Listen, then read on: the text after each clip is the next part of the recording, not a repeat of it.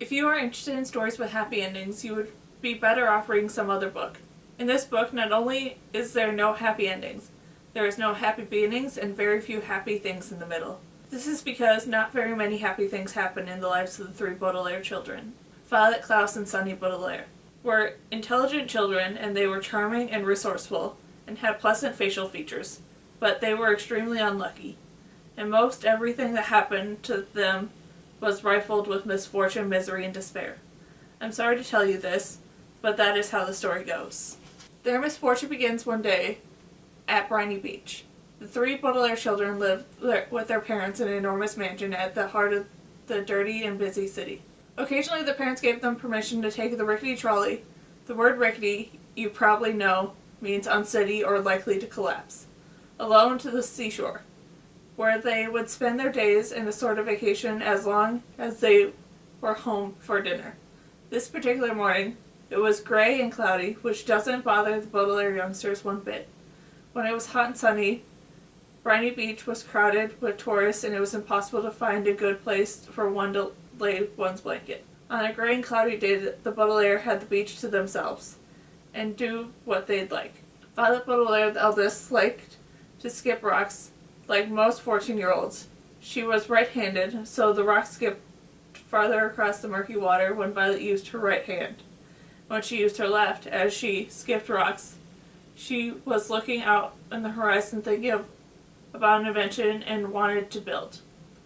Anyone who knew Violet well could tell she was thinking hard because her long hair was tied up in a ribbon to keep it out of her eyes. Violet had a real knack for inventing and building strange devices, so her brain was often filled with images of pulleys, levers, and gears, and never wanted to be distracted by something as trivial as her hair. This morning, she was thinking about how she could construct a device that could retrieve the rocks after you skipped it into the ocean.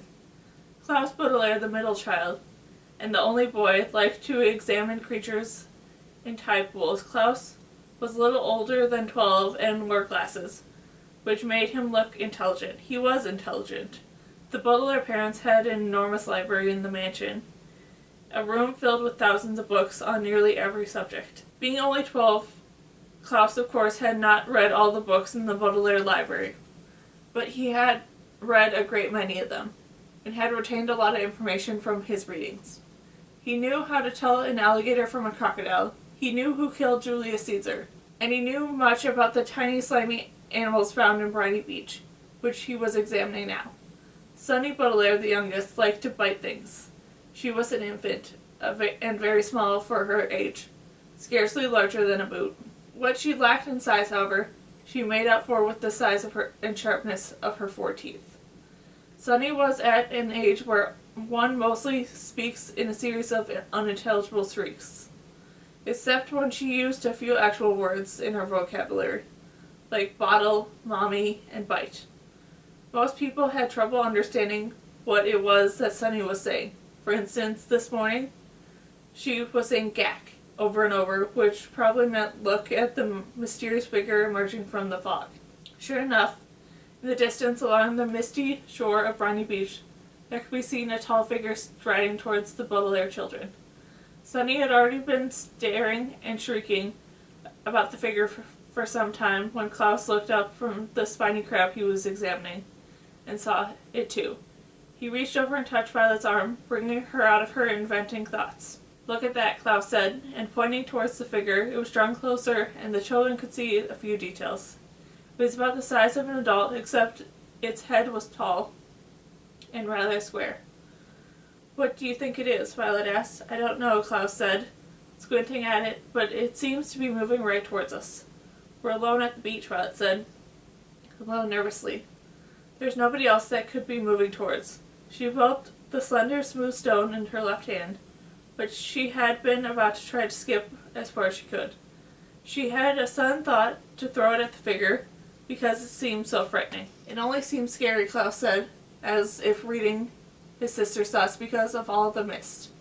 This is true. If the figure had reached them, the children saw with relief that it was not anybody frightening at all, but somebody they knew, Mr. Poe. Mr. Poe was a friend of Mr. and Mrs. Baudelaire, whom the children had met many times at dinner parties. One of the things Violet, Klaus, and Sunny really liked about their parents was that they didn't send their children away when they had company over, but allowed them to join the adults at the dinner table and participate in conversations as long as they helped clear the table. The children remembered Mr. Poe because he had always had a cold and was constantly excusing himself from the table to have a fit of coughing in the next room. Mr. Poe took off his top hat, which was made his head look large and square in the fog, and stood for a moment coughing loudly into his white handkerchief. Violet and Klaus moved forward to shake his hand and say, "How do you do?" "How do you do?" said Violet. "How do you do?" said Klaus. "Awoo," said Sunny. "Fine, thank you," said Mr. Poe, but he looked very sad.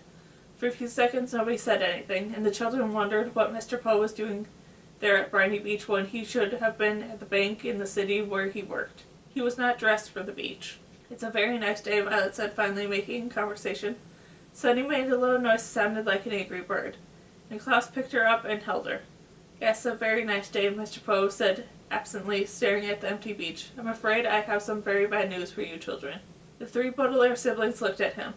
Violet had the same embarrassment, felt the stone in her left hand, and was glad she had not thrown it at Mr. Poe. "Your parents," Mr. Poe said, "have perished in a terrible fire." The children didn't say anything. "They perished," Mr. Poe said, "in a fire that destroyed the entire house. I'm very, very sorry to tell you this, my dears." Violet took her eyes off Mr. Poe and stared out into the ocean. Mr. Poe had never called the Baudelaire children my dears before. She understood the words he was saying, but thought he must be joking, playing a terrible joke on her and her brother and sister. "Perished," Mr. Poe said, "means killed." "We know what perish means," Klaus said crossly. He did know what the word perish meant, but he was still having trouble understanding exactly what it was that Mr. Poe had said. It seemed to him that Mr. Poe must somehow have misspoken. The fire department arrived, of course, Mr. Poe said, but they were too late. The entire house was engulfed in fire. It burned to the ground. Klaus pictured all the books in the library going up in flames. Now he'd never read all of them. Mr. Poe coughed several times into his handkerchief before continuing. "I was sent to retrieve you here, and to take you to my house, where you'll stay for some time while we figure things out. I am an executor of your parents' estate. That means I will be handling their enormous fortune and figuring out where your children will go. When Violet comes of age, the fortune will be yours, but the bank will take charge of it until you're old enough." Although he had said he was an executor, Violet felt like Mr. Poe was saying executioner. He had simply walked down the beach to them and changed their lives forever. "Come with me," Mr. Poe said. He held out his hand in order to take it. Violet had dropped the stone she was holding. Klaus took Violet's other hand, and Sunny took Klaus's other hand. And in that matter, the three Baudelaire children, the three Baudelaire orphans now, were led away from the beach and from their previous lives.